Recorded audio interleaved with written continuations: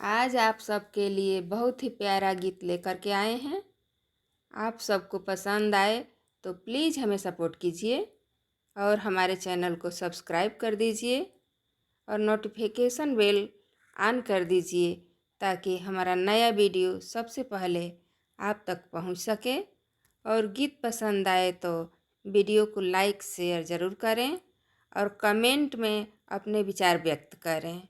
आइए अब गीत सुनते हैं। अपने गौरा मैया से सोहाग मांगिला, हम तय अपने गौरा मैया से सोहागिला।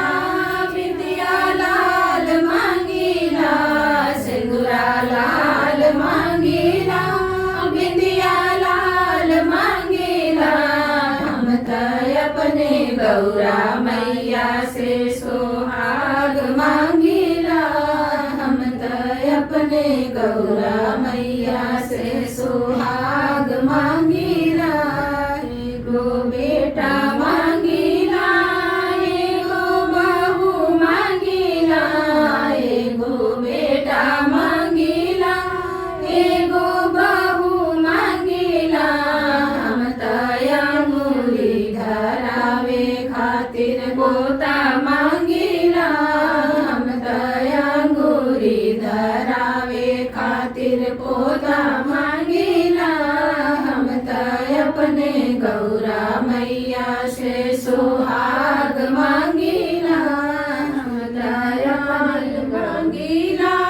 कंगना लाल मांगिला, सड़िया लाल मांगिला, कंगना लाल मांगिला, हम तय अपने गौरा मैया से सोहाग मांगिला, हम तय अपने गौरा मैया से सोहाग मांगिला।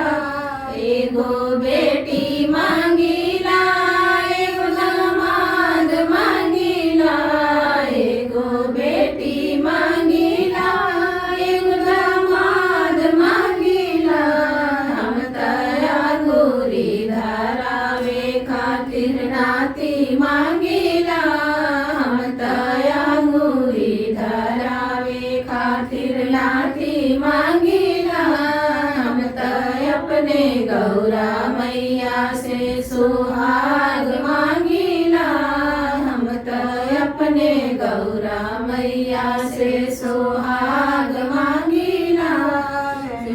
लाल मांगिला, सड़िया लाल मांगिला, लहंगा लाल मांगिला, सड़िया लाल मांगिला, हम तय अपने गौरा मैया से सोहाग मांगिला, हम तय अपने गौरा मैया से सोहाग मांगिला।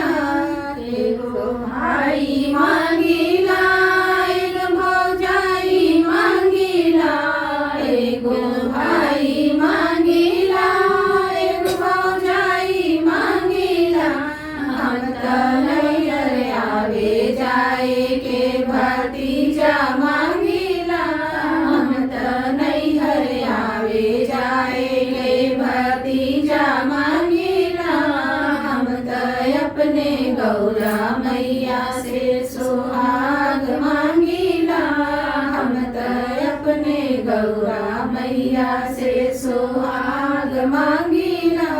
पायल लाल मांगिला, बिछुआ लाल मांगिला, पायल लाल मांगिला, बिछुआ लाल मांगिला, हम तय अपने गौरा मैया से सोहाग मांगिला, हम तय अपने गौरा मैया से सोहाग मांगिला।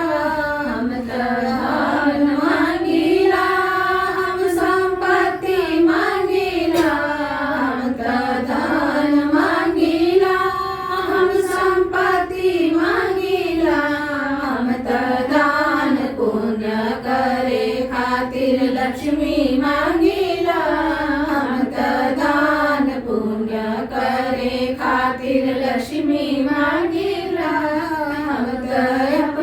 गौरा मैया से सुहाग मांगीला हम त अपने गौरा मैया से सुहाग मांगीला।